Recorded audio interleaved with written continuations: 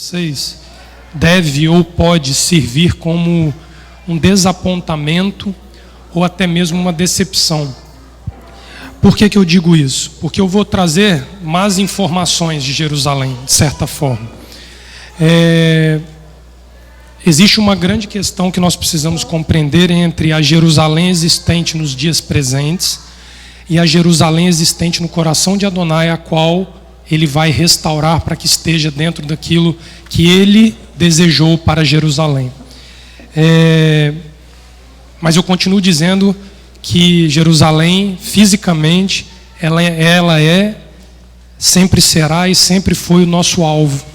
Porque quando nós lemos os Salmos 120, 121 e 122, que faz parte dos compêndios diários de oração, nós precisamos entender que o objetivo é chegar à casa de Adonai em Jerusalém. Então a questão física, ela também é de suma importância para que nós compreendamos esta questão de amar Jerusalém e querer viver Jerusalém. Mesmo que a alguns 1000 quilômetros de distância, nós podemos estar muito mais dentro de Jerusalém do que quem habita dentro de Jerusalém, mas não vive e nem compreende a exigência de Adonai a respeito do tema viver em Jerusalém.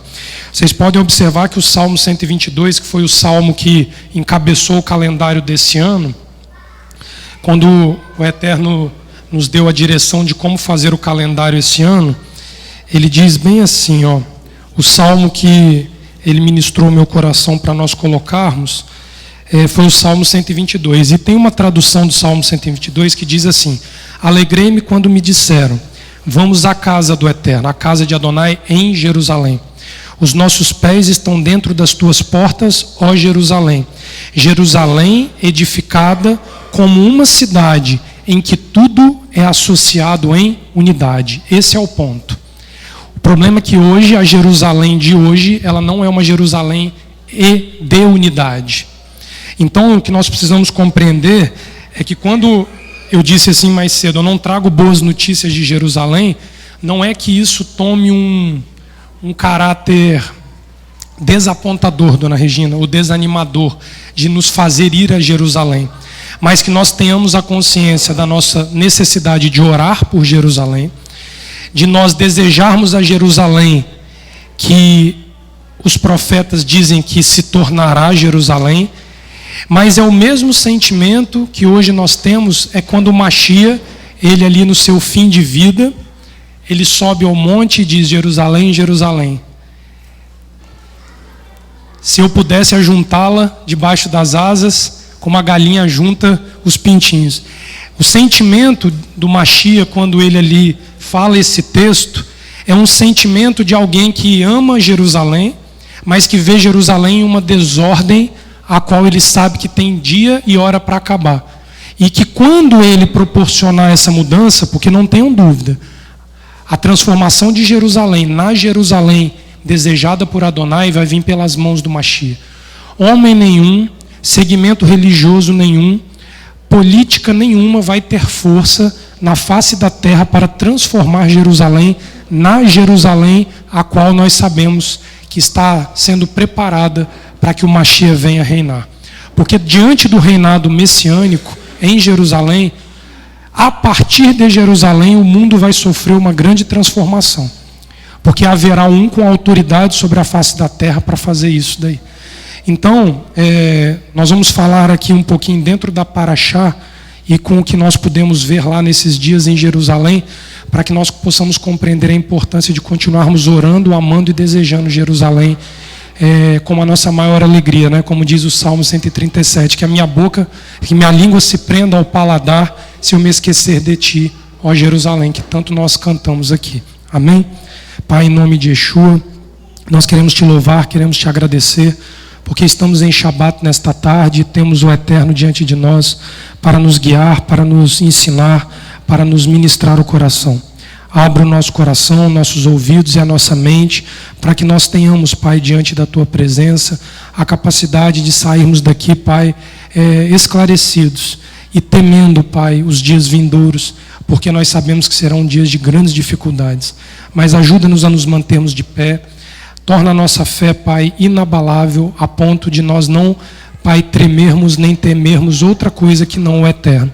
E assim nós venhamos a continuar cumprindo o nosso papel diante da Tua presença. É o que nós te pedimos em nome de Yeshua, o nosso Messias. Amém. Antes de falarmos ali das fotos, propriamente, eu queria que vocês fossem lá na Parashá, no capítulo 7 de Deuteronômio. Parashá Ekev, por favor. A Parashá Ekev, ela começa com uma ordem de Adonai, através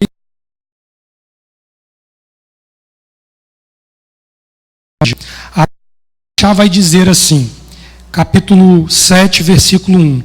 Quando o Eterno teu Elohim te houver introduzido na terra a qual passas a possuir, e tiveres lançado de diante de ti muitas nações, os heteus, os girgazeus, os amorreus, os cananeus, os ferezeus, os heveus, os jebuseus, 7 nações mais numerosas e mais poderosas do que tu. E quando o Eterno teu Elohim as tiver dado diante de ti, totalmente a destruirás. Não farás aliança com elas, nem terás piedade delas. Não te aparentarás com elas, não darás tuas filhas a teus filhos, e não tomarás as suas filhas para teus filhos, pois elas afastariam teu filho de mim, para servir a outros deuses, e a ira do Eterno se acenderia contra vós, e vos destruiria rapidamente. Porém, assim lhes fareis: derrubareis os seus altares, quebrareis as suas colunas, cortareis os seus bosques sagrados, e queimareis no fogo as suas imagens de escultura. Pois tu és um povo santo ao Eterno teu Elohim. O Eterno teu Elohim te escolheu para que ele fosse o seu povo próprio, e todos os povos que há sobre a terra. O Eterno não se afeiçoou de vós, e vos escolheu por serdes mais numerosos do que todos os outros povos, pois éreis em menor número do que todos os povos. Mas porque o Eterno vos amava, e para guardar o juramento que fizera a vossos pais, o Eterno vos tirou com mão forte e vos resgatou da casa da servidão, da mão de Faraó, rei do Egito. E aqui ele continua, e lá no verso 16 ele vai dizer assim: exterminarás todos os povos que o Eterno teu Elohim te entregar. Não olharás para eles com piedade. Não servirás os seus deuses, pois isso lhe seria como uma armadilha. Olha o 18. Delas não tenhas medo. Não deixes de te lembrar do que o Eterno teu Elohim fez a Faraó e a todos os egípcios. Olha lá no verso 22. O Eterno teu Elohim lançará fora estas nações pouco a pouco de diante de ti. Não poderás destruí-las todas de uma só vez, para que as feras do campo não se multipliquem contra ti. O Eterno teu Elohim a entregará a ti, e lhes infligirá profunda perturbação, até que lhes sejam destruídas. A primeira coisa que a Parashá Ekev ela traz é uma dureza e uma total impossibilidade de negociação para que Israel habitasse na terra com outros povos. O grande problema é que nós olhamos para isso, e se nós não temos uma compreensão da Torá da forma como ela foi dada, nós vamos achar que existe um processo seletivo onde só quem é judeu tem direito a habitar a terra. Não é isso do que se trata a Parashá Ekev. A Parashá Ekev, ela fala de uma promessa dada a Abraão, Isaque e Jacó, que estava às portas de ser cumprida, e que, se vocês lembrarem bem, Adonai aguardou que a iniquidade dos povos que habitassem a terra atingissem um limite. Lembra lá atrás no Êxodo, quando ele diz assim, no Gênesis, porque a iniquidade dos amorreus ainda não atingiu o limite. Adonai ele estava aguardando uma oportunidade para que ele, como rei justo, juiz justo, ele tivesse, dentro do seu critério de justiça, motivos para arrancar os povos da terra e introduzir Israel como promessa dada a Abraão, Isaque e Jacó. A grande questão é que, ao tomar posse dessa terra, seria condição inegociável subjugar as nações que ali estavam. Aí vem a nossa dificuldade, muitas vezes, de compreender. Por que tanta dureza? Por que tanta imposição da parte de Adonai, impedindo que uma terra já habitada pudesse, Daniel, ser mesclada com o povo o qual ele tirava do Egito? Porque na própria Parashá ele diz que toda a nação de Israel que tivesse um envolvimento com Adonai, e com as outras nações, seria seduzido pelos deuses das outras nações e abandonaria Adonai. Dentro de um senso de preservação e manutenção, Adonai ele não permite a negociação da habitação da terra entre Israel e os demais povos. Mas em momento algum você vai ver Adonai impedindo que os demais povos que se dobrarem a ele possam habitar dentro da terra. Porque vocês vão ver que no próprio Levítico, capítulo 19, vai dizer o seguinte verso: não aflija o estrangeiro que habita no meio de vós, pois lembra-te que fostes estrangeiro na terra do Egito. A legislação da Páscoa, Êxodo capítulo 12. Mas, se houver um estrangeiro que habita no meio de vós e desejar comer a Páscoa convosco, que ele seja circuncidado para que ele coma a Páscoa. A oportunidade de tomar as mesmas heranças que Israel tem para si é dado ao estrangeiro, desde que o estrangeiro abandone as práticas estrangeiras e se ligue às práticas de Israel. Então isso é um primeiro ponto que a Parashá Ekev precisa ficar muito bem esclarecida, porque fica parecendo que eu tenho sangue azul, João não tem direito, eu tenho. Todas as promessas que Adonai dá na Torá, ela dá a Israel e ao estrangeiro que vier e retornar-se ao Criador.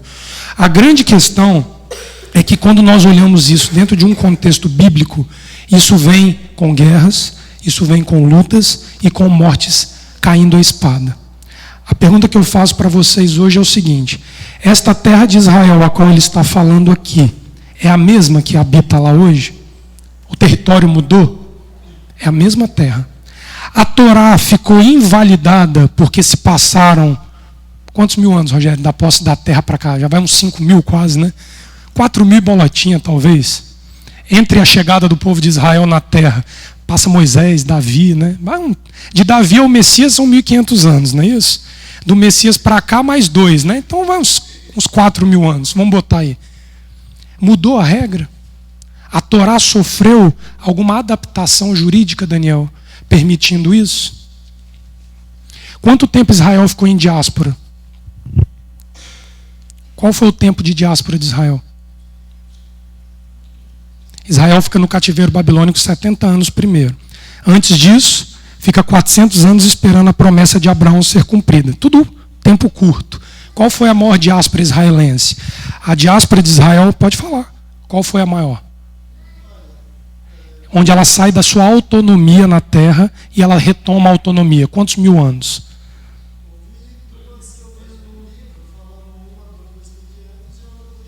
Isso aí. Então, se nós olharmos no período do Mashiach, 2019 anos atrás, ela já estava sob domínio romano. Antes do domínio romano, no período de Hanukkah, quem era o domínio que estava sobre a terra? Grego. Então, já em Hanukkah, ela já não estava autônoma na terra. Antes do domínio grego, quem é que dominava sobre Israel? Os assírios. Certo? Então, do período que Esdras retorna, Israel estava autorizado a reconstruir o templo, mas não tinha autonomia política. Então, a autonomia política de Israel acaba no período que os reis caem. Então, tem um bom tempo, Rogério, que Israel ficou sem autonomia política sobre a terra, concorda? Quando houve o período dos reis, o período dos juízes e o período ali, logo a seguir, né, que Josué toma posse, qual era a legislação predominante e que dominava o território de Israel do norte ao sul? Qual era a lei vigente? A Torá. Todo mundo concorda com isso? A lei que Adonai deu no Monte Sinai para ser aplicada na terra de Israel foi a Torá. Ali estava determinado que eu, como vizinho do Daniel, eu tinha limites para com Daniel, o Daniel tinha limites comigo. Se o boi do Daniel matasse uma pessoa da minha família, tinha uma lei que estabelecia um relacionamento entre mim e o Daniel. A Torá, ela foi a legislação para a vida cotidiana e espiritual do povo judeu dentro de Israel. Mas vamos lá.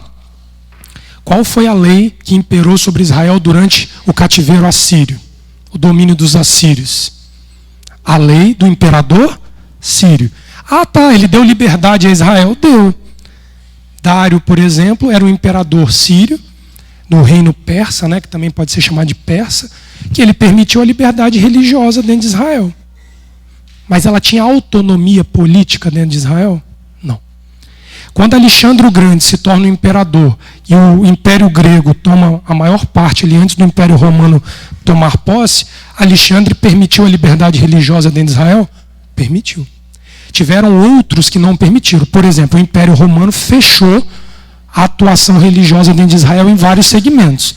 Por exemplo, no período do Mashiach, e um pouco antes do Mashiach, a circuncisão estava proibida. Não podia circuncidar os filhos. Oi? Ah, lá na frente, né? A Daniel está falando já num período mais moderno. No período espanhol também, onde tiveram ali otomanos, né? Tiveram os mouros que ocuparam, os mamelucos, etc.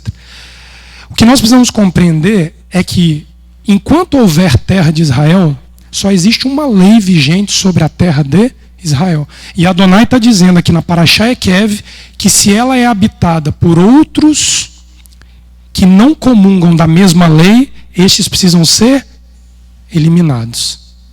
E nos dias atuais, como é que funciona a legislação de Israel? É a Torá que é vigente lá, Daniel? Não é.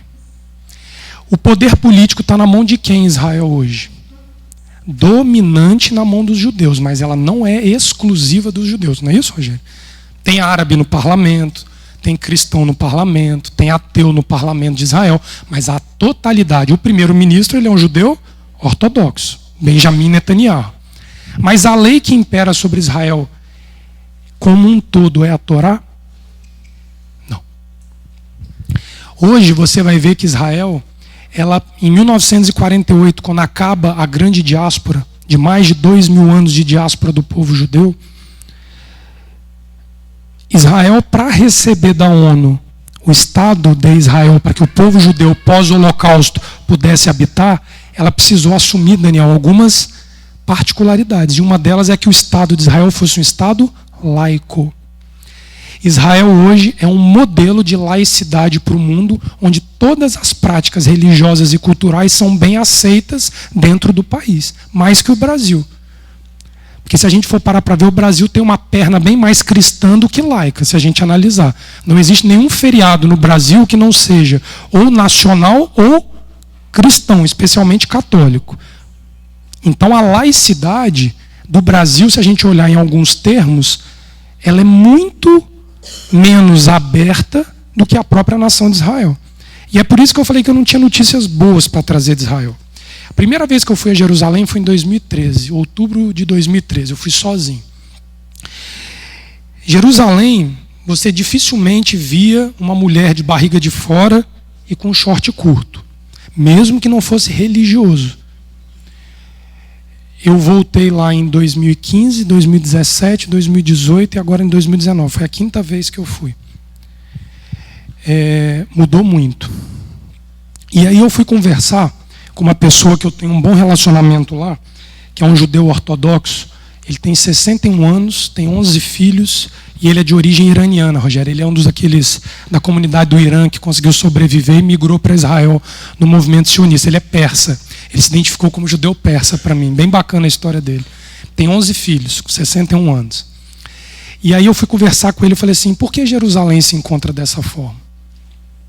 Aí ele, como um bom ortodoxo, virou para mim e falou assim, porque os ortodoxos não são ouvidos dentro de Jerusalém. Aí eu fiquei cá com os meus botões. Aí eu falei com ele assim, por que Jerusalém hoje permite que tenha dentro de Jerusalém uma parada gay dentro de Jerusalém? Porque tem, tá? E é grande. A cidade toda fica fechada o comércio para o dia da parada gay. E aí ele virou para mim e falou assim, nós, como ortodoxos, nós vamos às autoridades da cidade, nós pedimos para que não seja feito, mas as autoridades elas não nos ouvem. Por que, Rita, que as autoridades não ouvem os ortodoxos? No seu ponto de vista. Porque as autoridades elas respeitam a lei vigente sobre o país. O país é um país laico que tem que receber todo tipo de religião, todo tipo de cultura e todo tipo de estilo e forma de vida que a pessoa tem. O que é que o prefeito de Jerusalém é obrigado a fazer quando chega uma solicitação para a realização de uma parada gay, Rita? Ele precisa autorizar, porque a lei diz que ele tem que autorizar.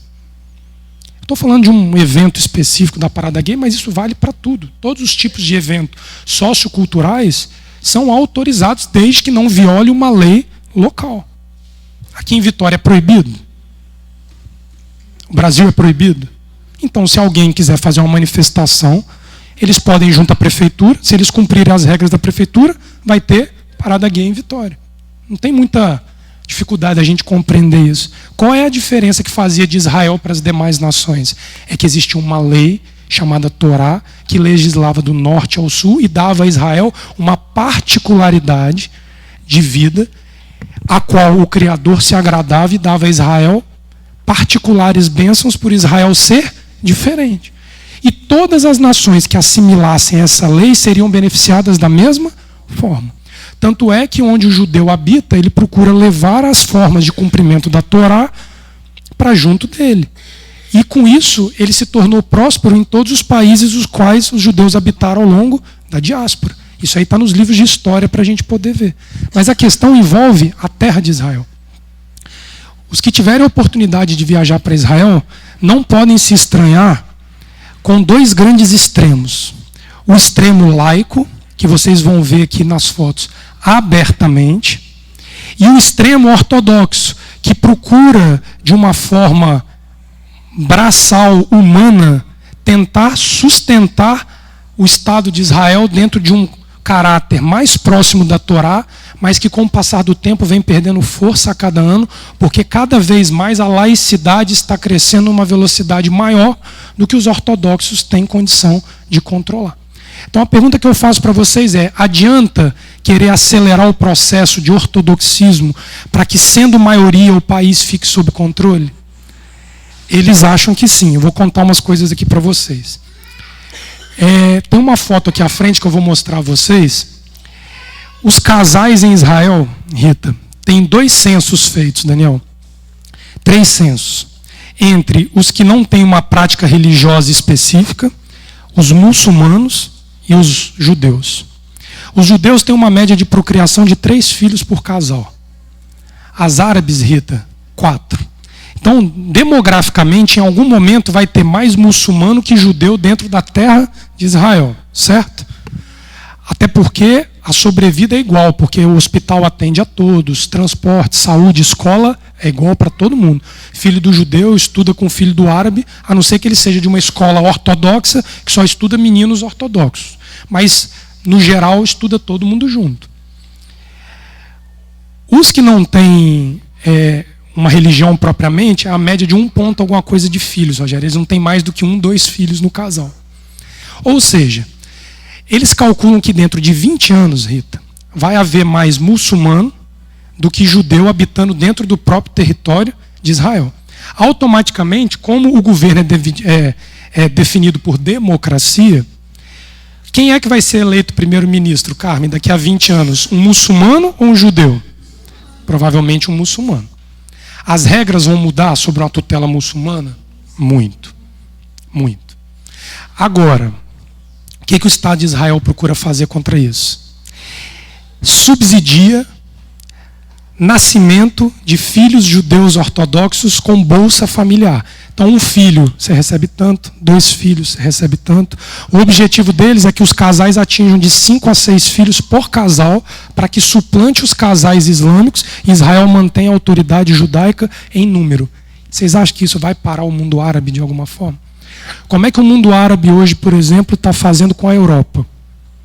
Vai na Espanha, vai na França, para vocês verem. Eles chegam como um casal, em 10 anos eles têm 6 filhos, os 6 filhos se casam, vira não sei quantos, e assim eles vão tomando, porque nasceu dentro da França é francês, Rogério. Nasceu dentro da Espanha é espanhol. Se você é filho de muçulmano, de judeu, não interessa. Você nasceu lá, você é da nacionalidade. Pois não, irmão Marco? França, Alemanha, Espanha, Portugal, sul do Brasil, eles estão ali devagarinho ali na região divisa do Paraguai ali com a Argentina, estão fazendo, e devagarinho eles vão ali, né? Ô Léo, a taxa de natalidade na Alemanha é abaixo de 1, o que é irreversível. Isso aí, entre os alemães, né? Isso. Entre os alemães. Então, a Europa, dentro de alguns anos, vai se tornar de maioria islâmica, e eles vão tomar a autoridade dos governos, porque é uma forma islâmica de pensar, de tomar território. Você aumentando a densidade demográfica da sua cultura, da sua nação. Só que o grande ponto que eu quero colocar aqui para vocês é o seguinte. Tem outro detalhe. Os casais que têm dificuldade de ter filhos, presta atenção, estão sendo incentivados a fazer inseminação artificial e eles têm direito gratuito pelo governo a 2 inseminações artificiais por casal, Rita. Eu nunca vi tanto menino gêmeo na minha vida, Rogério. Os carrinhos não são aqueles carrinhos simples, não. É tudo de 2 ou de 3. Porque todo mundo sabe que na fertilização in vitro e na inseminação artificial aumenta muito o número de gêmeos e de trigêmeos. Então você vê as meninas lá de 25 anos de idade com 3 no mesmo carrinho. Gêmeos. E eles botam a roupa igual. Tudo igual. Aí você olha assim, eu vou mostrar a foto aqui para vocês. Um casal de não tem 40 anos com 5 filhos e os mais novos, casal de gêmeos. Porque a mulher bateu os 40, já não está ovulando mais como normal. Mas ela quer ir aumentando os filhos, faz inseminação artificial e nasce 2, nasce mais 2, nasce 3 e por aí vai.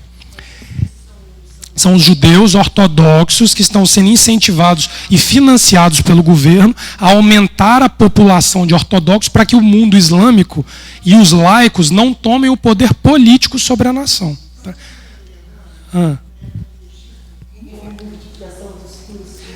Só que a multiplicação dos judeus ali por Adonai, né, Carminha? Perfeito. Carminha lembrou de uma coisa aqui fantástica. Qual foi a história que as parteiras contaram para Faraó quando perguntaram para elas, né? Que história é essa que vocês vão lá para matar os meninos, mas quando nasce já chegou lá? Não, as mulheres hebreias são muito férteis. Elas parem muito rápido. Aquilo ali foi uma intervenção de Adonai para povoar o Egito e trazer sobre o coração de Faraó medo de que o povo de Israel suplantasse a nação do Egito em população, inclusive. E se Adonai não tivesse encerrado o cativeiro egípcio, eles teriam dominado o Egito na população, mas como escravos. Eles não tinham os direitos civis que as nações hoje têm dentro de Israel. Aonde que eu quero chegar com isso aqui com vocês? Eu vou mostrar 3 particularidades para vocês da viagem. O extremo ortodoxismo, que está fadado a não dar certo, porque não vai adiantar querer aumentar a população para resolver o problema. Vocês vão ver o extremo laico, que há 5 anos atrás eu não via lá quando eu fui, que também não é um estilo de vida adotável. O extremo ortodoxo, para nós também, vocês vão ver que não vai servir. E tem um terceiro que é o meio. É o ortodoxo, que tem um tempo que ele é laico e tem um tempo que ele é religioso. Ele brinca dos 2 lados. Ali eu vou mostrar a primeira foto. Talvez os que estão de longe não vão estar vendo, mas isso aqui é um sábado à noite pós-Havdalah. As ruas lotadas, num bairro judaico. Eu e Laila fomos jantar. Para nossa surpresa, uma multidão na rua. Eu achei que quando acabasse o Shabat, a gente está acostumado, todo mundo quebrado vai para casa, né? A multidão na rua. Aí, aquilo ali é um judeu, ele está de tzitzit, ele está de kippá. A esposa dele, aquilo ali é uma peruca, porque as ortodoxas e as judias mais religiosas, elas usam peruca para não expor o cabelo. E a filhinha estava do lado de cá. Vocês estão vendo o copão na frente dele ali? Aquilo ali não é guaraná, não. Aquilo ali é uma gelada. É uma cerveja. Não, estou falando sério, aquilo ali é uma cerveja gelada. Passa a próxima foto, Daniel. Ele acabou de guardar o Shabat. Esse é o que é religioso, mas ele negocia com o álcool, ele negocia com a música laica, ele negocia com práticas laicas, ele negocia com comportamentos laicos. Passa a próxima, Dani, para mim. Ali é a boate gay de Jerusalém, pertinho do hotel que nós estávamos, no sábado à noite. Eu estou com um vídeo ali, é porque eu não quis botar o vídeo, vocês iam ver o barulho ensurdecedor. Numa rua que leva um dos nomes dos maiores rabinos que escrevem compêndios do Talmud, chamado Shammai. Isso fica na rua que leva o nome de um judeu ortodoxo. Passa a próxima, Dani. E olha lá nas sacadas da casa. Aquilo ali não é o arco-íris de Noé. Não é. Aquilo ali é a bandeira do orgulho gay. Isso em Jerusalém há 5 anos, nas casas, aí no meio da rua, Rita. Você está andando na rua, você está vendo isso aí. Você acha que isso é pouco? Passa mais, Dani. Esse daí é um bar da comunidade LGBT. Olha lá a bandeirinha lá. Isso aí sabe que horas que era? Sexta-feira à noite. Estava dentro do Shabat aberto, com música ao vivo. Minha irmã, num país onde o Shabat é o feriado nacional, é o dia da semana que se descansa, há 5 anos eu não vi isso aí aberto em Jerusalém, não. Pela lei, eles conseguem o direito de não fecharem Shabat. Fechava tudo, logo. Isso aqui era na esquina do nosso hotel, cara. Dava pra gente ouvir a música de dentro do quarto do hotel. Isso funcionou o sábado todo. É porque eu não consegui filmar. Estava eu e Laila voltando do muro, que nós fomos receber Shabat lá no Cotel, no Muro das Lamentações. E ali os ortodoxos, de um lado da rua, gritando palavras de ordem para que eles fechem, porque é Shabat. E eles do lado de lá, ignorando daquele jeito, esperando o bar encher para começar a música ao vivo. Quem está certo e quem está errado? Tem nenhum dos lados certos. E eu vou mostrar para vocês por quê. Porque ali é o confronto entre o extremo laico e o extremo ortodoxo. Eu já mostrei o meio termo. É o cara que usa o talit, usa o tefilim, ele usa o kippá, mas ele tem práticas religiosas dentro dos padrões da Torá, mas ele se mistura com as coisas cotidianas. Passa o próximo, Dani. E esse aqui são os dois extremos. Passa pra gente. Ali, ó. Isso é Shabat. Ali são os ortodoxos vindo do serviço da Torá feito no muro no Shabat. Você vê que eles usam talit na rua. Eu brinco com os meninos da portaria aqui, ó, vocês têm que usar talit. Não pode ficar com esse negócio de só usar talit aqui dentro da casa, não. Lá fora vocês estão trabalhando. Eu brinco lá com o Wagner, com os meninos. Que uma vez nos foi ensinado aqui dentro da casa que não podia usar talit fora. Aí ficou um monte de gente achando que não podia. Pode e deve. Né? Os nossos pais, eles usam isso de exemplo. Passa para mim, Dani. Isso tudo é dentro do Shabat, as fotos que eu estou mostrando para vocês. Olha o muro. Isso é sexta-feira ao pôr do sol. Eu cheguei, João, aí umas 2 horas antes do Kabbalat Shabat. Estava vazio. Aí eu sentei com Laila na sombra, um sol, 8 horas da noite, Rogério, sol de picar a pele assim, de deixar a gente muito, muito quente, muito quente. Só que é seco, você não sua. Você fica cansado do sol e tudo, mas não é aquele suador que a gente vem para cá e fica suando, suando. Eu achei o daqui pior do que o de lá, assim, sinceramente. A umidade daqui é muito alta no verão, porque lá é verão. E estava vazio. Sento eu com Laila no chão, pegando uma sombra, fora da área de oração, né, porque é homem de um lado e mulher do outro, e eu começo a explicar para ela o que é o muro, porque ela estava me perguntando, Léo, o que é o significado, de onde que vem essa história do muro? Aí eu fui contar a ela, segundo Reis capítulo 8, quando Salomão inaugura o templo. E Salomão ali faz uma oração onde ele diz, quando o teu povo Israel estiver aflito e vier a este local e clamar, e se humilhar e pedir perdão pelos seus pecados, que seja toda a oração aqui realizada atendida pelo Eterno. Mais à frente ele vira e fala assim, e quando o estrangeiro que também aqui vier e clamar, o estrangeiro possa ser ouvido por ti. Ou seja, Salomão consagra o local do templo a que aquele que é judeu e gentio que se volta para Adonai, quando se voltar para aquele local, ou estiver naquele local, tem a sua oração atendida. Eu estava ensinando isso a ela. Lá ela tem 3 anos que está aqui conosco, né? Então toda vez que eu tenho uma oportunidade, eu vou explicando alguma coisinha a ela. E aí eu comecei a conversar com ela. Falei, Laila, o sol está baixando, vamos lá para a gente orar. Foi ela para o lado das mulheres, fui eu para o lado dos homens. Botei meu kippá e fui. Estou eu lá com minha Bíblia, Salmo 120, Salmo 121, Salmo 122, Salmo 29, orando, Ritona, normal. E começou, os ortodoxos. Aí eles começam a pegar as cadeiras, né, que tem um monte de cadeira plástica ali, você pode ver que tem umas até que está na mão assim do pessoal, e eles começam a botar e sentar. Aí, Rito, você vai ficando meio espremido, que vem uma galera de lá ocupando e outra de cá. Aí você dá um passinho para trás, né? Aí vem outra fila formando. Quando eu me vi, eu estava na altura do lavatório de mãos que você usa para lavar, para poder entrar. Devagarinho.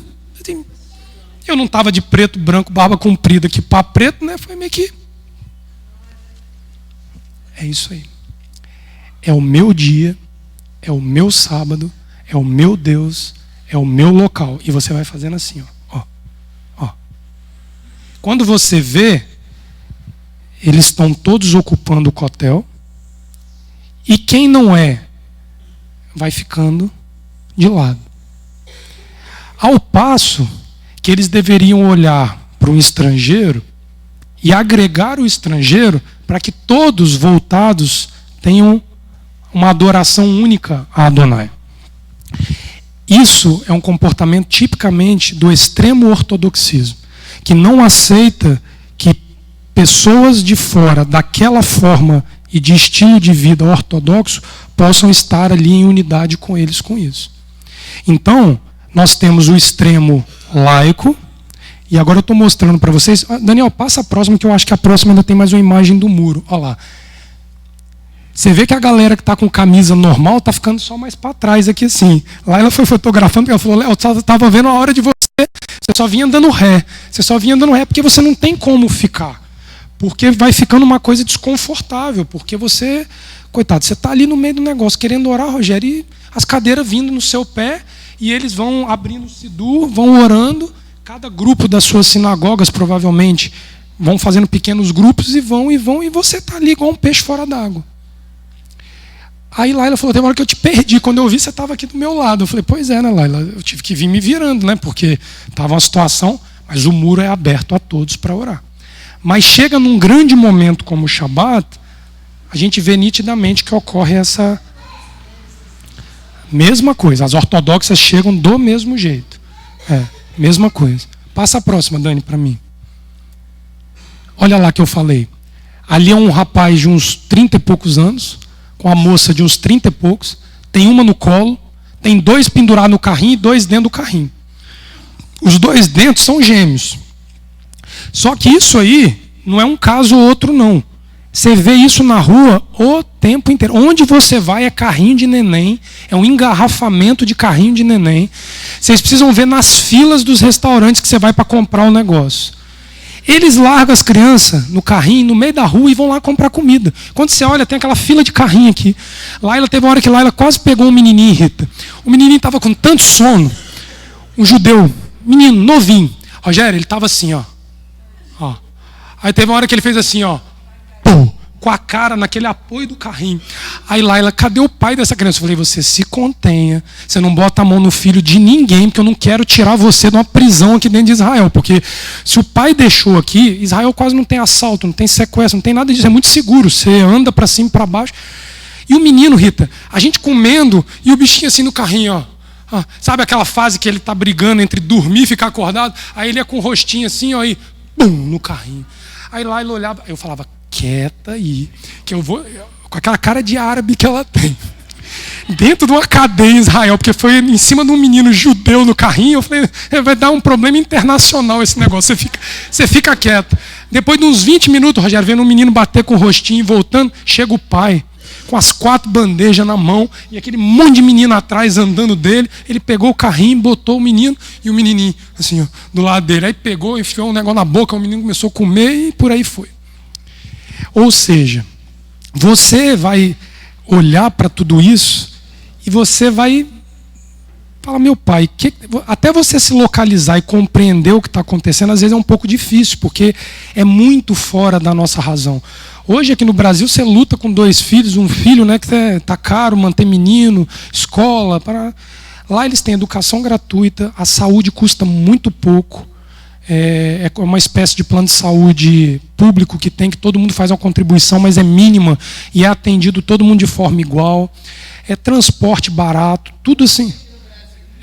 Por aí, Rita. Só que quando você olha, é uma sociedade extremamente dividida. E dividida por quê? Porque nenhuma dessas 3 realidades está dentro do padrão exigido que a Torá de Ekev, por exemplo, está nos dando, para que Israel seja legislado da forma a qual Adonai deu a posse da terra. É isso que nós precisamos entender. Vocês podem acompanhar aqui tanto o Shaharito quanto o Arvito. Ora-se por Jerusalém todos os dias. Todos os dias. É porque vai precisar de uma intervenção superior para que alguém com autoridade possa vir, Daniel, e botar a ordem em tudo isso. Porque nenhuma dessas 3 situações, e eu não estou nem falando do mundo árabe ali dentro, porque Adonai ama os árabes também. Ele ama os cristãos, ele ama os árabes, ele ama os ateus ali dentro. Mas o problema é que a característica maior, que é uma terra dada em santidade pela presença de Adonai dentro da terra, ela está perdendo e já perdeu as suas características devido à grande mistura que a Parashá Ekev, ela proíbe. Israel, dentro de um termo bíblico, só teria a Torá e o Mashiach como legisladores. E todos aqueles submissos à Torá seriam agentes para que a justiça e a palavra se cumprissem em meio à sociedade. Aí nós vamos entender Shofitim, nós vamos entender a Parashá, que Adonai ele coloca juízes sobre a terra para legislar sobre a terra. Mas dentro de uma lei a qual Adonai determinou para que o homem seguisse. Passa a próxima, Dani. Olha lá que eu falei dos guarda-chuvinha, Rogério. O nome dessa rua é Rua Hillel, nome do patriarca Hillel. Um dos homens que fez os compêndios da Torá oral. Tem uma homenagem à comunidade LGBT em cima, olha lá os guarda-chuvinha lá. É na Rua 7 teve esse negócio? Pois é, a Rua 7, né? É a Rua 7, né? Lá, estamos dentro de Jerusalém, né? Dentro da terra de Israel. Você imagina que afronta que não seja isso. Passa o próximo, Dani, pra gente. Aí, Daniel, isso aí é um vídeo. Bota esse videozinho aí para vocês verem o negócio. Você sabe que dia que é esse aí? Vocês estão ouvindo a musiquinha? Ouve, ó. Aumenta aí. Volta lá um pouquinho.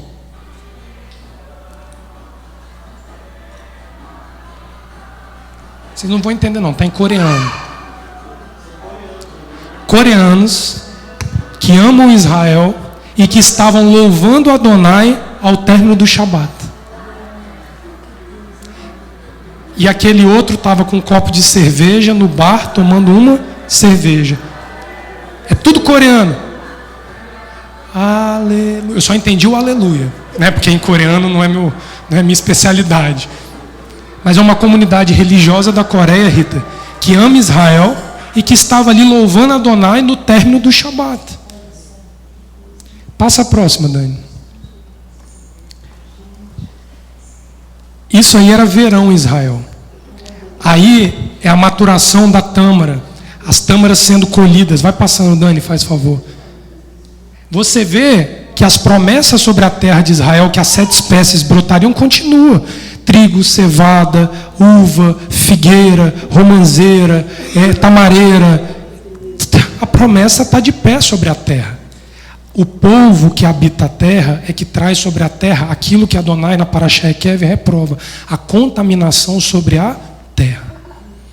É essa consciência que nós precisamos ter, porque o que acontece lá é o que acontece cá.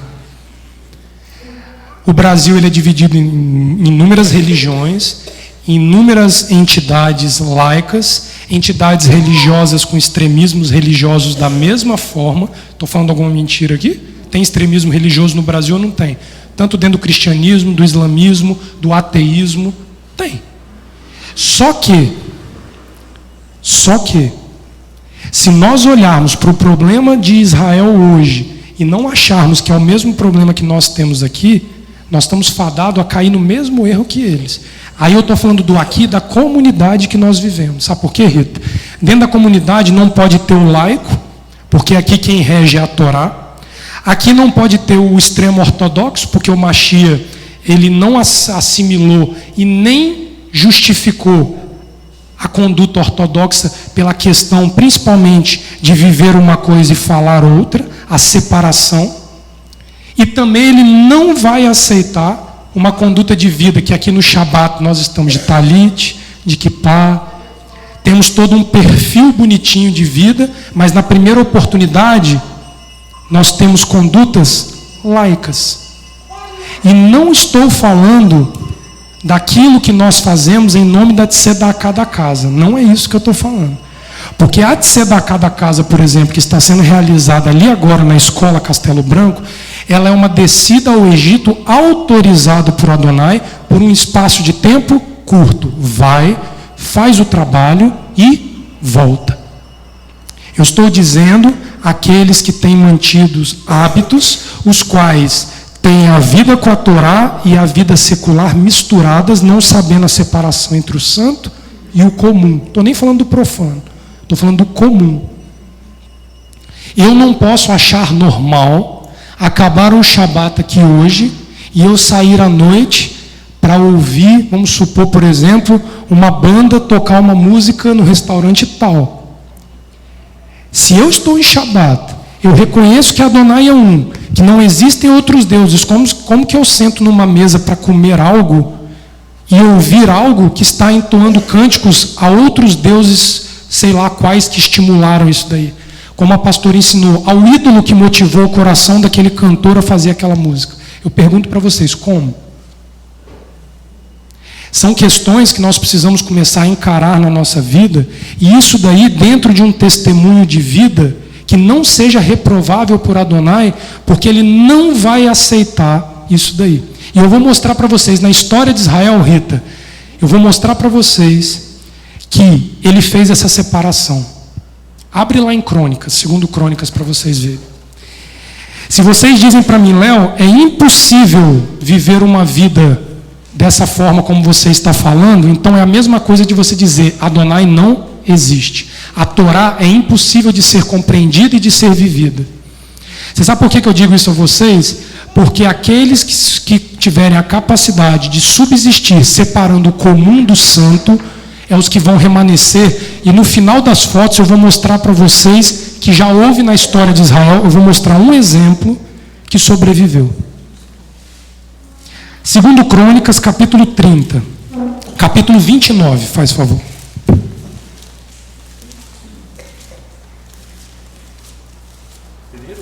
Segundo.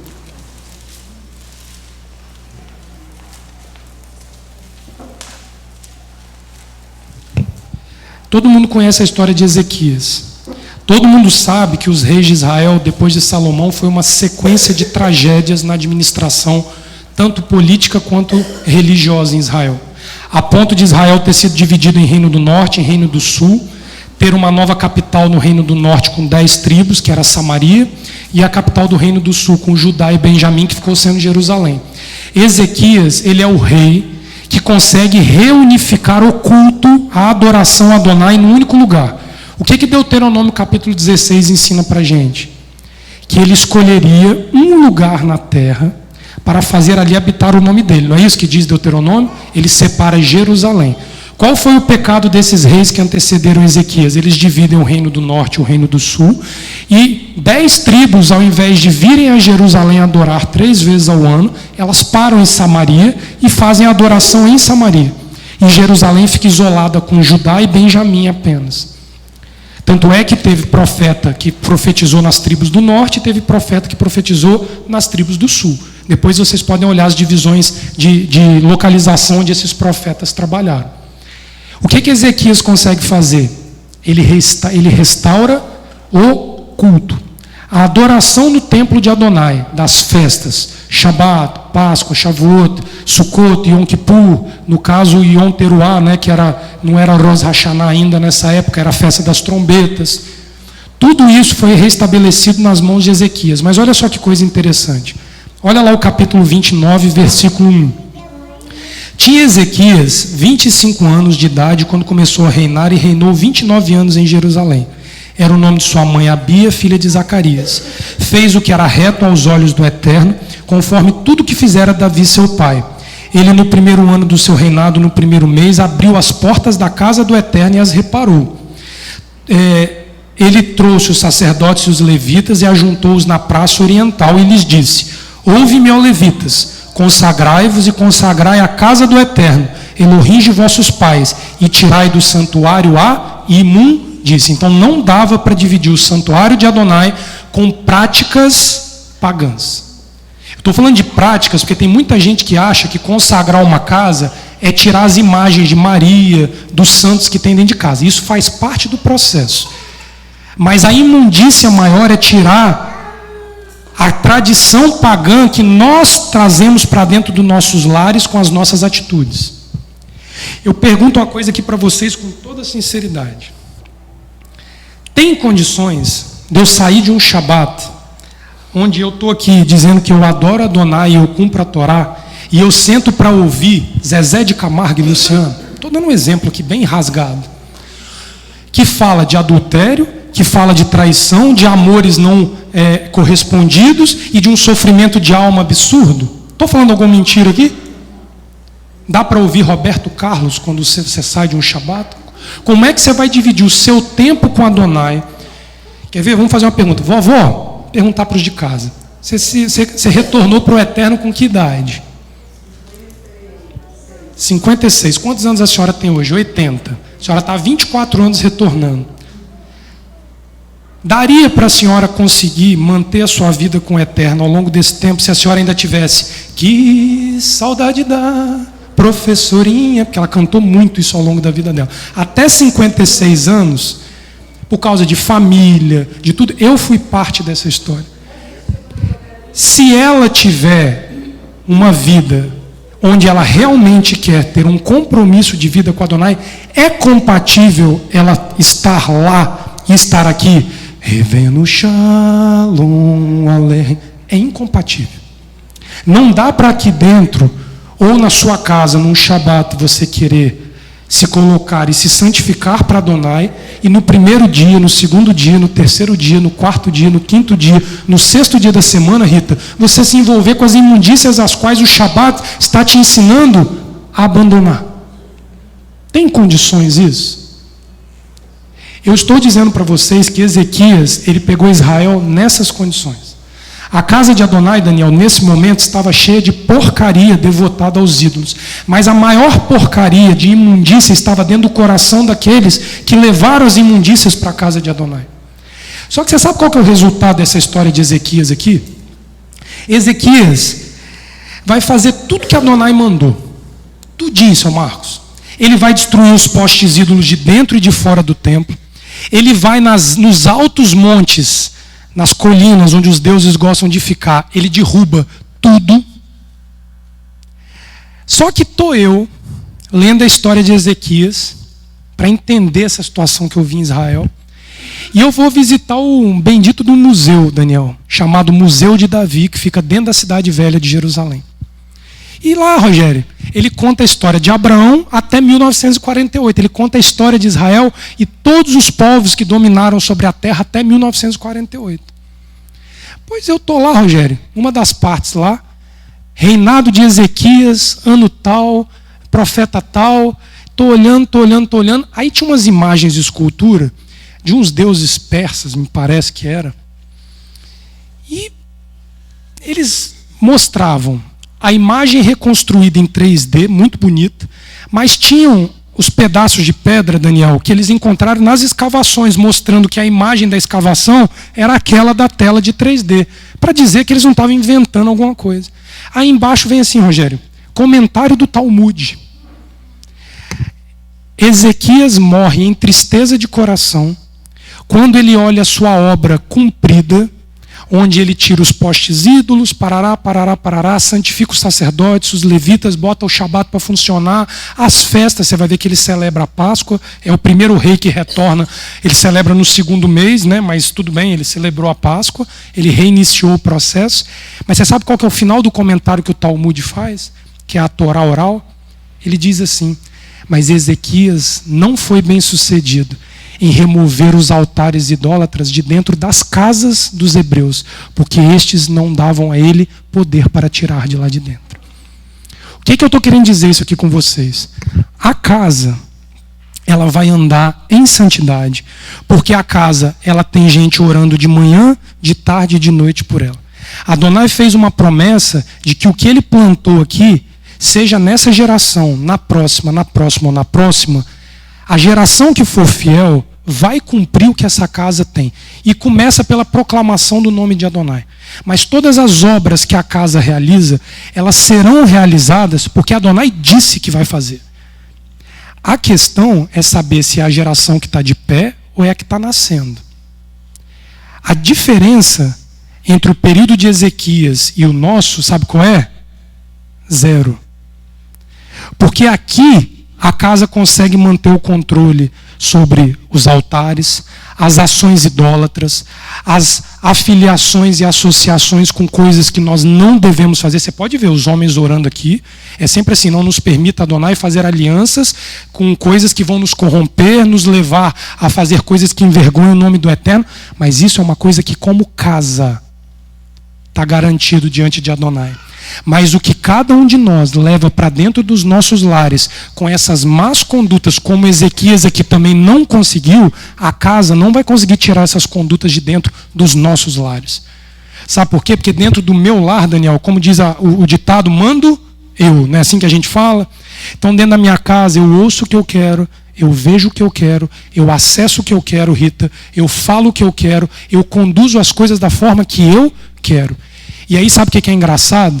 Ezequiel no capítulo 18 diz assim: havia um provérbio em Israel que dizia: os pais comeram as uvas verdes, mas é o dente dos filhos que vão embotar. Sabe o que Ezequiel fala sobre isso? O homem que pecar agora responderá pelo seu pecado. Olha Ezequiel capítulo 18. Ou seja, se nós como geração que está de pé não tivermos e formos capazes de separar dentro da casa e dentro dos nossos lares o que é santo do que é comum, vou nem falar a palavra profano para não dizer que eu estou falando de imagem de escultura, estou falando do que é comum. Como é que eu vou dizer que eu posso orar para que Jerusalém se transforme na Jerusalém que está no coração de Adonai? A minha oração diante de Adonai, Rogério, ó, não passa do teto.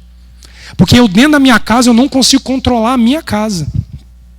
Eu vou contar um negócio para vocês que lá ela vai morrer de vergonha, mas eu vou contar para vocês. Ainda bem que ela vai ver, ela não está vendo ao vivo, né? Ela vai ver depois. Lá ela chegou aqui em agosto de 2016. Eu pedi ela em casamento dia 10 de dezembro, né? A gente começou a namorar, é isso mesmo, dia 10 de dezembro eu pedi ela em casamento. Foi 10 dias de namoro, João, pedi ela em casamento. Vocês lembram disso? Aí, Laila vem de uma realidade que todos nós viemos. Vem de um mundo cristão, onde a gente tem liberdade para fazer tudo e todos. Você sabe o que ela queria que a gente fizesse no casamento? A gente ia dançar uma música do Barry White aqui na Beat. Foi. Mas eu virei para ela e falei assim: existe uma diferença entre um casamento judaico temático de um casamento judaico onde Adonai está presente. E uma coisa que eu pedi a Adonai foi que ele estivesse presente no nosso casamento.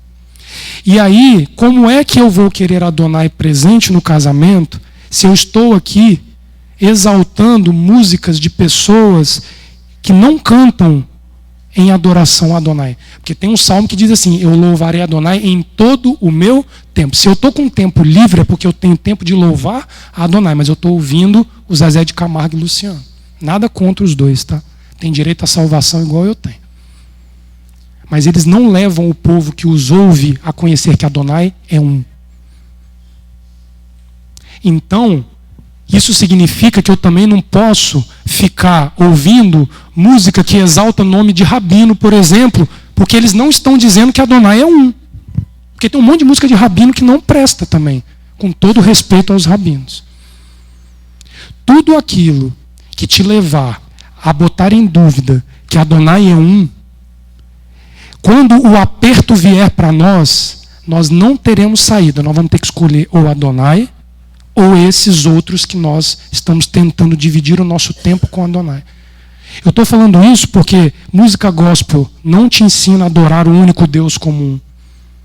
A maioria delas te leva a crer que Jesus é Deus e que você adorando a Jesus está tudo resolvido. E não é isso que a Bíblia Sagrada nos ensina. E Yeshua, enquanto esteve aqui, nos ensinou as palavras dele nos 4 evangelhos aqui. Ele em todo tempo apontou o Pai como um. E ele sendo um como o Pai, como nós seríamos um com o Pai. Mas ele aponta a adoração o tempo inteiro para o Pai. O problema todo é que vocês vão ver, passa a próxima aí, Daniel, que eu acho que já é a próxima. Olha lá onde é que está a questão que eu fui entender. Estou eu vendo essa situação, Rogério, lá em Jerusalém. Porque eu fiquei no centro da cidade dessa vez, então eu vi acontecer, o Shabat, eu ouvi uma bendita de uma música do lado do hotel a madrugada inteira. Daquele bar que eu mostrei para vocês, que estava lotado. Eu desci para comprar água, Rogério. Um oceano de gente. Aí eu fui com Laila no outro dia para visitar o Mar Morto, que eu nunca tinha ido. Falei, Laila, vamos lá, está quente, vamos aproveitar que já está quente, né? Nós vamos lá no Mar Morto. E o passeio que você vai ao Mar Morto, você visita um local chamado Massada. É aqui que conta a história de um povo judeu que eu quero compartilhar com vocês. Porque a atitude deles de escolher entre Adonai e o laico é a decisão que cada um de nós vai precisar ter de, nos últimos dias, que são esses dias que nós estamos vivendo, que tudo é normal, tudo é possível, tudo é autorizado, tudo é junto e misturado, nós teremos que aprender a tomar para nós conseguirmos sobreviver na presença de Adonai. Então aqui eu estou fotografando da fortaleza de Massada o Mar Morto, tá certo? Eu já estou lá em cima. Lá do outro lado, se vocês olharem, é Moabe, é a Jordânia. Tá? Ali são as famosas Campinas de Moabe que Israel ficou antes de cruzar e habitar a terra. Passa a próxima, Dani. Ó, essa é a maquete da montanha. Essa montanha tem mais de 600 metros de altura e ela foi construída, Rita, uma fortaleza por Herodes. Herodes, o mesmo que perseguiu as crianças hebreias que nasceram no período de Yeshua. Por que ele constrói essa fortaleza? Ele era um sujeito que tinha mania de perseguição, diz os historiadores. Porque Herodes, ele se tornou governador do estado romano da região da Judéia. Ele não era o imperador romano, ele era o governador da Judéia. Então, onde estava ali Jerusalém, ele governava. Só que para chegar no posto de governador, ele matou muita gente que tinha direitos antes dele. Só que o que ele ficou com medo, Origem? Do jeito que eu matei, vão querer me matar. Então ele constrói um lugar, Rita, para a hora que o troço apertasse para o lado dele, ele ia se esconder lá e ia se defender lá. Então ele faz uma fortaleza, entre a parte de cima e embaixo, são mais de 600 metros, me parece, com um único acesso, que é chamado Caminho da Serpente, que era o caminho que os bodes, não sei das quantas lá, que faziam para chegar no topo da fortaleza. Ele falou, bom, eu construindo lá em cima, só tem um acesso. Pode vir 2.000 homens, é um de cada vez para passar, é estreitinho, Rogério. Então ele falou, bom, ali em cima eu estou garantido, né? Ninguém chega ali. Tudo bem. Ele construiu, mas diz os historiadores que ninguém sabe se ele chegou a usar o lugar ou não. Lá em cima, tem vários locais arqueológicos que identificam a presença de judeu, a presença de árabes e de pessoas do Império Bizantino pelas questões arquitetônicas do local. Então tem uma sinagoga que foi reconhecida lá em cima e tem uma igreja lá em cima também. E aí eles ensinaram para a gente muito simples porque que sabia que era uma sinagoga. Porque a janela central estava voltada para Jerusalém. Sabia que era uma mesquita porque estava voltada a janela principal para Meca. E a igreja estava voltada porque estava voltada para Roma. Então eles sabem mostrar direitinho que local era qual de aspecto religioso. Tudo bem. O que estava acontecendo no período de Herodes? Quem foi o grande personagem do período de Herodes? Yeshua HaMashiach. Yeshua, aos 33 anos, morre, ressurge, e daí para frente, o que acontece com o Império Romano? Vamos voltar um pouquinho. Como é que Roma governou o estado da Judéia nesse período? Os judeus simplesmente aceitaram o governo romano? Não. Tiveram inúmeras tentativas de tomar a Judéia da mão dos romanos, várias. Herodes enfrentou algumas.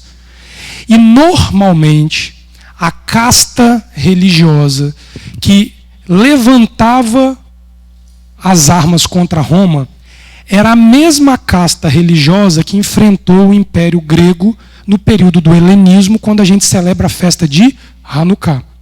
Só que uma coisa é lutar contra a Grécia, outra coisa é lutar contra Roma. Eram os asmoneus ou os asboneus, dependendo da tradução. Matitiarro, o filho de Matitiarro. E aí nós temos as histórias que celebram Hanukkah.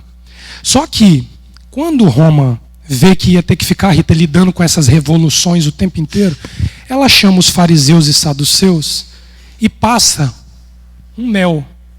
Vocês podem usar o templo, eu vou reformar o templo. Então aquele templo que Esdras e Neemias reestruturaram, Rita, simples, pequenininho, Herodes amplia e faz um templo monstruoso, nos mesmos moldes do templo de Salomão. O que restou disso hoje? O Muro das Lamentações. É uma obra de Herodes.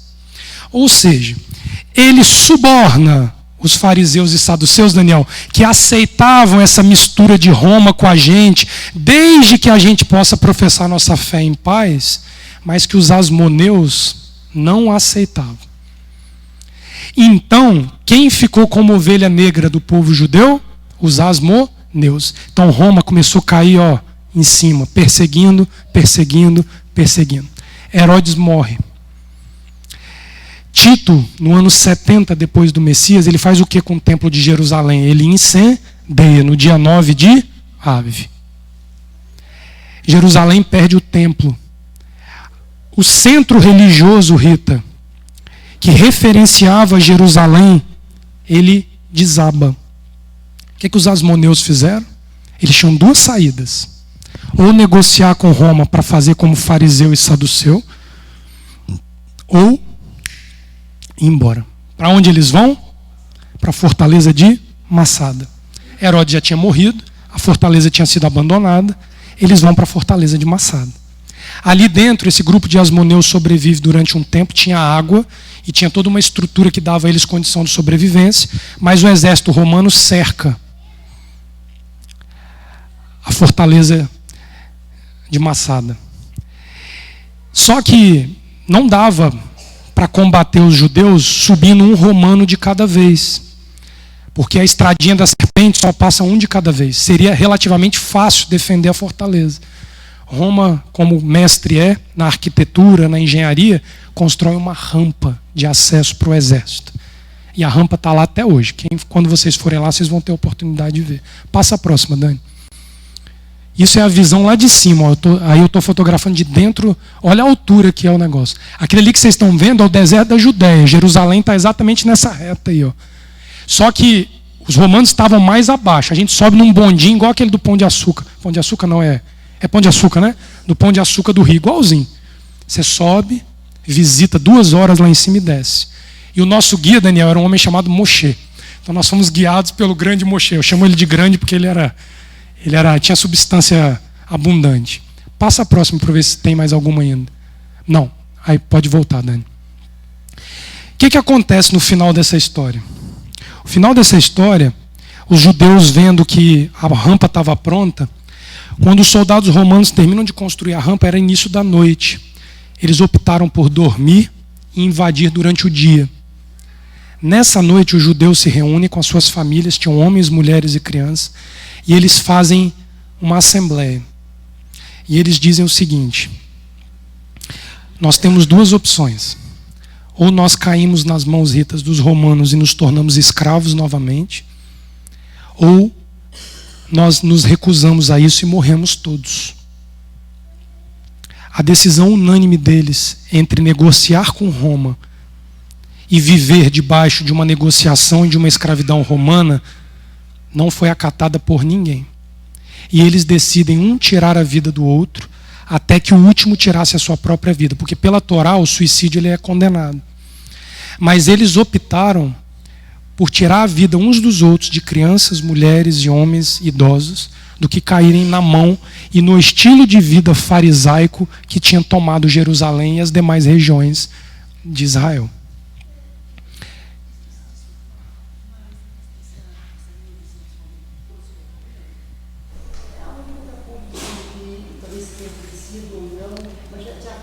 Então, o final dessa história é o seguinte: o líder deste grupo, ele opta por deixar 7 crianças vivas, porque seriam aproveitados de forma menos violenta sobre eles. E ele sabia que, como todo romano, eles iam querer contar essa história. Eles deixam 7 crianças vivas como testemunhas dessa história. E quem foi a pessoa que era líder do exército romano na época, que preserva a vida das 7 crianças e narra a história? Um famoso historiador chamado Flávio Joséfo, que tinha por nome, antes de assimilar o nome romano, Yosef ben David não sei das quantas. Ou seja, era um provável fariseu que sucumbiu às propostas romanas para que ele sobrevivesse. Ele se converte ao cristianismo, que na verdade não era ainda um cristianismo, mas ele aceita as religiões romanas, muda o seu nome, por isso que fica Joséfos, é de Yosef. E Flávios era o nome romano que ele assume para ele. Dentro disso daí, Flávio Joséfo já tinha se aposentado da carreira de comandante do exército. Ele entrevista as 7 crianças e narra num livro chamado As Guerras Judaicas do Período Romano, que é um dos 2 livros que Flávio José escreve, a história dos hebreus e as guerras hebreias no período romano. Esse é um dos fatos. Existem questionamentos, Carmen, sobre isso, mas isso hoje é contado como uma história verídica dentro da arqueologia e da história de Israel. Então, Joséfo faz a narrativa e essas crianças testemunham estes fatos. Resumo da história. Por que eu estou contando isso aqui para vocês? Porque isso daqui me fez lembrar exatamente de Parashá Ekev. Vai chegar um momento em nossas vidas, Carmen, que nós teremos que fazer uma escolha devido à pressão que vai vir de fora para dentro, se nós vamos querer negociar, Rita, com esse mundo que aceita a bebida, o homossexualismo, a idolatria, a perversão, o assassinato, a violência. Vai chegar um momento que nós vamos ter que escolher se nós vamos aceitar ou não esse estilo de vida. Talvez não seja a geração dos mais velhos que vai viver essa grande pressão. Talvez seja a minha geração, a geração dos mais novos. Mas o que eu estou querendo trazer aqui com vocês não é que cada um vai pegar uma arma e dar um tiro no outro, não é isso que eu estou querendo dizer. Eu só estou querendo exemplificar através dessa história para vocês é que a fidelidade à Torá, à palavra de Adonai e aos ensinos de Yeshua, vai chegar um momento que vai sofrer uma pressão tão grande, igual Roma fazia sobre eles, que nós vamos ter que escolher se nós cedemos a Roma ou se nós nos mantemos de pé, mesmo que a nossa vida vá sofrer algum dano ou que nós venhamos a perder a nossa própria vida. A grande questão que eu quis trazer isso aqui para vocês é que nem o extremo ortodoxo vai fazer, porque Israel hoje já mostrou que o extremo ortodoxismo não funciona, porque foi obrigado a aceitar a vida laica para poder ter o Estado de Israel sob controle. O laico não vai querer nada com Adonai, concorda, Daniel? Ele vai continuar sendo laico e fazendo as abominações que uma vida longe da Torá faz. E aquele que tem a cervejinha depois do sábado e que santifica o Shabat, você acha que sobrevive a uma pressão como essa? Também não. A questão toda é que a fé no final dos dias e a sua fidelidade e a minha fidelidade a Adonai é o que vai contar no final de todas as coisas. Agora, se dentro da minha casa eu não começar, dentro da minha casa, onde eu durmo, como, tomo banho e educo os meus filhos, eu não começar a separar o que é santo do que é comum, sem fazer acepção de pessoas como o mundo ortodoxo faz e se isola da humanidade com isso, fecha aspas. Se eu não começar a fazer isso, vocês acham que eu tenho alguma condição de, num momento de grande dificuldade dessa, não ceder? Todo mundo aqui já viu história sobre o Holocausto. Tem 500 filmes aí sobre o Holocausto, vocês podem ver. Mas uma coisa tem de comum em todos os relatos do Holocausto. Todas as famílias que sobreviveram ao Holocausto narram de forma... Você vai lá no Yad Vashem, que é o Museu do Holocausto de Jerusalém, eu ouvi umas 200 histórias dessas. Eu ouvi isso de um filho de uma judia que morreu recentemente, que sobreviveu ao Holocausto, que é meu colega médico aqui no hospital. Já um senhor de mais de 60 anos. Todos eles que sobreviveram ao Holocausto, quando estavam diante de um fuzilamento nazista, quando viam pais e parentes morrendo, o último legado que os pais deixavam para os filhos ou para os parentes era Shema Israel, Adonai Eloheinu, Adonai Echad. O filho ia para a sorte que os alemães fossem lançá-los. Mas os pais tinham cuidado de, antes, Daniel, de se despedirem dos filhos, deixarem uma última lembrança para eles. Ouve, ó Israel, o eterno nosso Elohim, ele é um. Bendito o nome daquele cujo glorioso reino é eterno. Se ele tivesse isso em mente, ele nunca abdicaria da fé dele até o fim da vida, mesmo que ele fosse criado num orfanato, fosse adotado por outra família, ou viesse a ter um outro destino que os remanescentes do Holocausto acabaram tendo espalhados sobre a face da terra. A diferença é que a gente pode tirar isso do papel, a gente pode tirar a Parashá Ekev do papel e trazer para o nosso cotidiano dentro da nossa casa. O que vocês temos trazido para dentro das nossas casas que tem nos impedido de poder ter Adonai como o único rei sobre a nossa vida. Que foi o que a pastora Sandra ensinou hoje de manhã. Tudo aquilo dentro dos nossos lares, dentro do nosso coração, dentro da nossa consciência que compete com Adonai na questão da unicidade de Adonai. Isso vai desde uma música, a um comportamento, a uma tradição familiar que nós tenhamos, a uma comida que nós queremos comer e a qualquer outra coisa que venha competir com Adonai dentro do nosso coração. A Parashá Ekev, ela é dura. Ela diz: extermine os povos da terra. Israel, para sobreviver dentro do território, vocês não tenham dúvida, eles vão precisar voltar a pegarem armas cedo ou tarde. Porque vocês hão de convir que quando o Estado de Israel estiver sob a ameaça de cair na mão de um outro povo, que não o povo judeu, Daniel, alguma coisa eles vão fazer para isso acontecer. E o que nós esperamos, junto com o povo de Israel, é que eles saibam olhar para Adonai, juntos conosco, peçamos perdão juntos pelos nossos pecados e clamemos para que o Mashiach desça. Porque o Mashiach, Yeshua, o Mashiach, ele vai ter autoridade para regulamentar Israel e todas as nações. É isso que os profetas, Jeremias, Ezequiel, Oséias, Amós, Obadias, todos eles que falam da volta messiânica como um governo absoluto sobre a face da terra, eles vão sustentar essa questão. Não há homem com autoridade sobre a face da terra para estabelecer em Israel a Torá novamente dentro dos moldes que Adonai propôs a Moisés lá atrás, quando Josué entrou com a Torá dentro de Israel.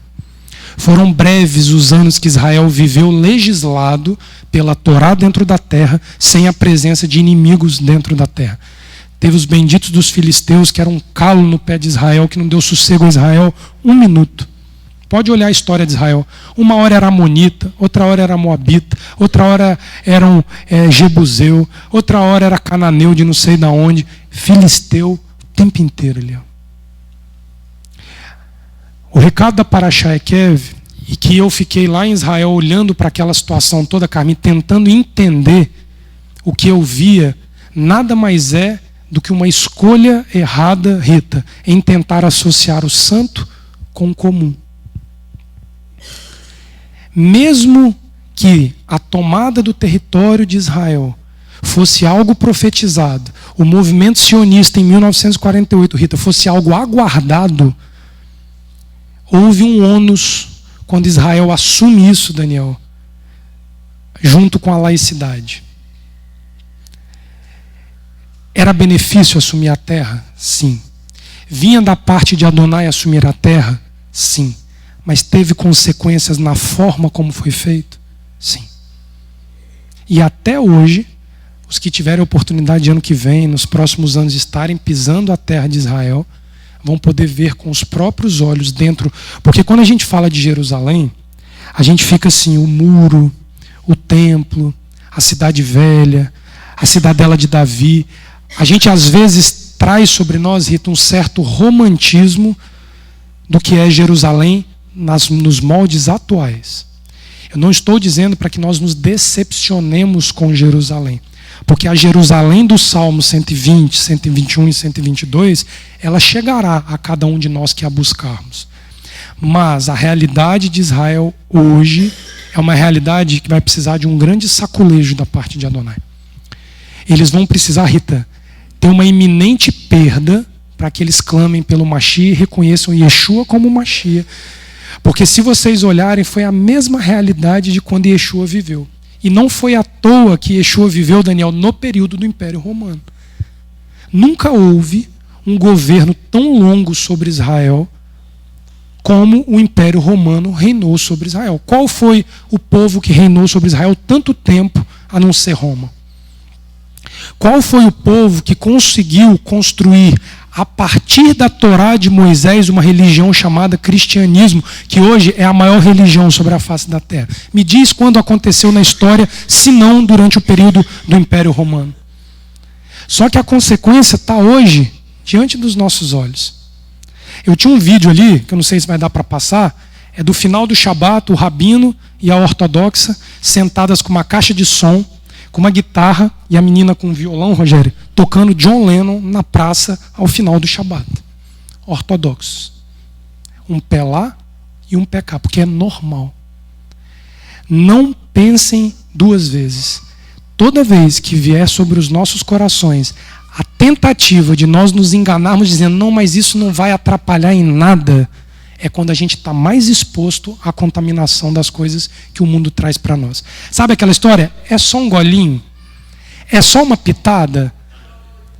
É só hoje? Vai ser uma vez só? Basta isso para criar dentro de mim e de você uma raiz que vai trazer consequências para nós e para a nossa descendência dentro de casa. Se os nossos filhos não nos virem nos esforçando para separar o santo do comum. E interessante que tem uma paraxá própria para isso, né? A paraxá Kedoshim, sede santos, porque eu, o eterno vosso Elohim, sou santo. Isso é repetido na Torá em inúmeros lugares.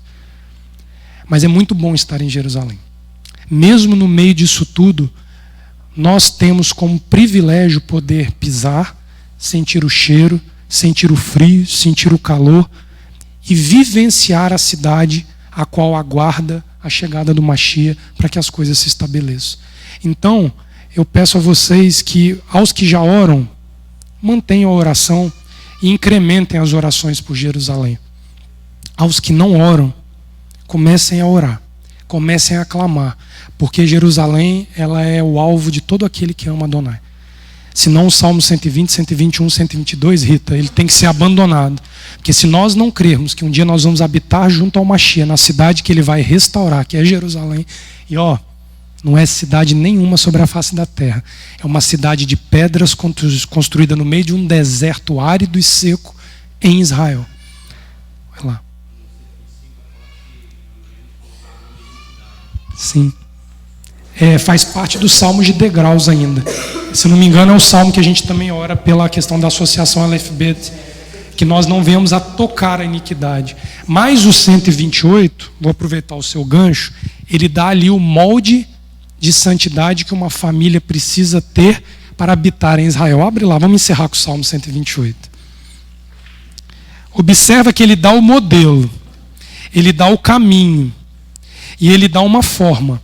Tudo que nós quisermos negociar longe disso aqui está fora dos moldes de Adonai para habitação verdadeiramente de uma terra, muito além de uma terra física, mas de uma promessa que Adonai tem para nós. Olha o que o Salmo 128 ele fala. E interessante que é o salmo que ele dá para a associação Aleph-Bet, quando a associação Aleph-Bet ela sai dos muros da casa para atuar lá fora, para que nós testemunhemos de Adonai lá fora. Presta atenção. Em marcha, o homem que teme ao Eterno e anda nos seus caminhos. Então ele bota a Torá como condicionante para que o homem esteja de pé. Presta atenção. Comerás do trabalho das tuas mãos, feliz serás e te irá bem. Então ele já tem a promessa de prosperidade por ele ser fiel à Torá. A tua mulher será como a videira em fruto aos lados da tua casa, os teus filhos como plantas de oliveira à roda da tua mesa. Você vai ter uma família estruturada, você vai ter condições de comer na mesa de Adonai, se você souber separar o santo do que é comum. Assim é abençoado o homem que teme ao Eterno.